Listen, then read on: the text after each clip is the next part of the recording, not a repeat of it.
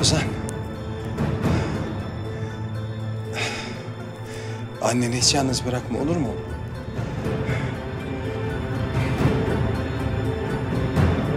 Kapa çeneni dedim sana.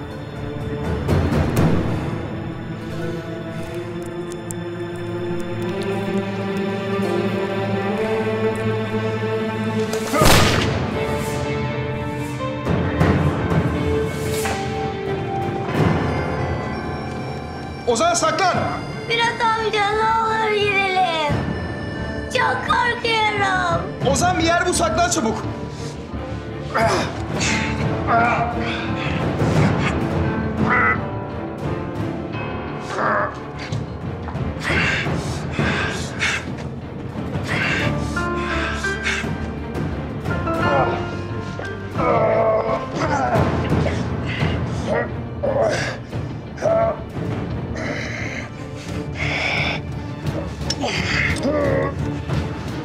Çocuğun yanında yapma şunu.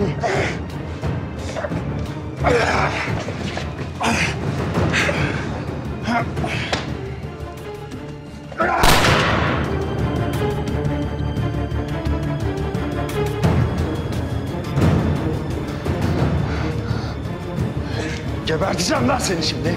Geberteceğim. Defol git evimden. Defol git. Ozan!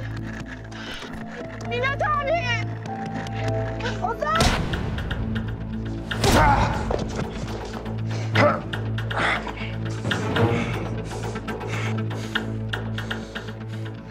Yapma.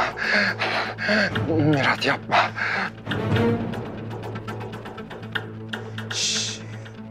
Şimdi beni iyi dinle. Bundan sonra ne Deniz'e, ne Ozan'a, ne de Ece'ye dokunmayacaksın, anladın mı? Anladın mı?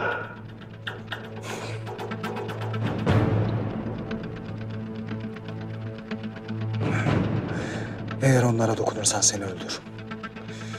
Anladın mı beni? Seni öldürürüm. Onlardan kendini uzak tutacaksın. Bir daha karşılarına çıkmayacaksın. Anladın mı beni Alihan? Alihan, beni anladın mı? Deniz'den de boşanacaksın. Duydun mu beni? Sana Deniz'den de boşanacaksın dedim.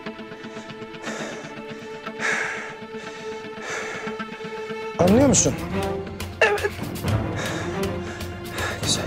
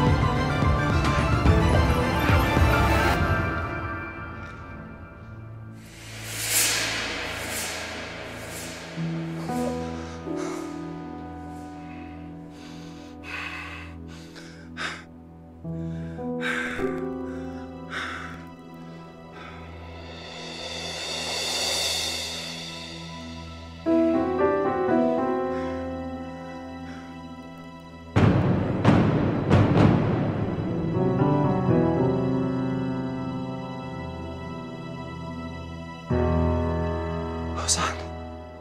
Gel. Mirat amca. Tamam. Korkma. Geçti yavrum, tamam. Geçti, korkma. Ozan. Tamam. Gideceğiz şimdi, tamam mı oğlum? Hadi gel bakayım. Gel.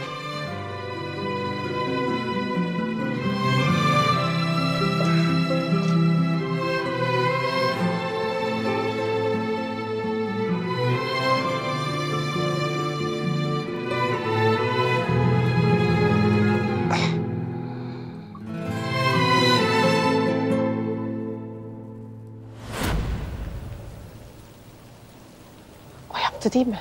Heh, Alihan yaptı. Her şey bitti. Geçti. Alihan bir daha size asla dokunamayacak. Gidelim mi? Olur.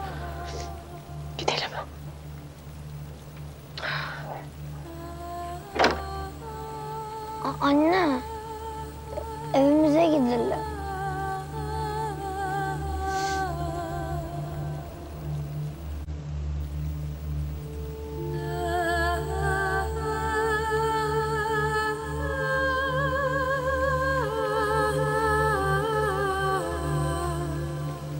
Yazıklar olsun sana.